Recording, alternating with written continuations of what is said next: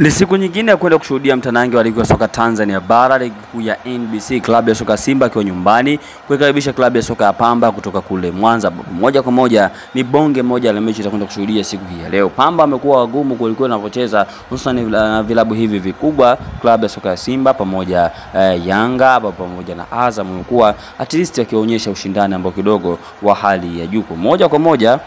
Moja kwa moja atakwenda kuangalia je, leo hii mtanange huo utakwenda ni mtanange wa namna gani. Kumbuka katika mitanange mitano ya klabu ya soka Simba, yeye amepata ushindi katika mitanange minne, akienda sare mchezo mmoja. Kwa upande wa klabu ya soka ya Pamba, wao wakienda katika mchezo yao mitano ya mwisho akienda suluhu mchezo miwili, akipoteza mchezo miwili, akishinda mchezo mmoja. Yes, moja kwa moja kwa upande wa klabu ya soka ya Simba, wao wamefunga magoli 6 katika mchezo yao mitano ya mwisho, huko klabu ya soka ya Pamba wamefunga magoli 4 katika mchezo yao mitano ya mwisho. Klabu ya soka ya Simba wanashika nafasi ya pili wakiwa na wamecheza mchezo 24, wakiwa wameshinda michezo 20, wakienda sare mchezo mitatu, wakipoteza mchezo mmoja, goal difference ikiwa 46, alama zao ni 63 nyuma Dar es Salaam Africa.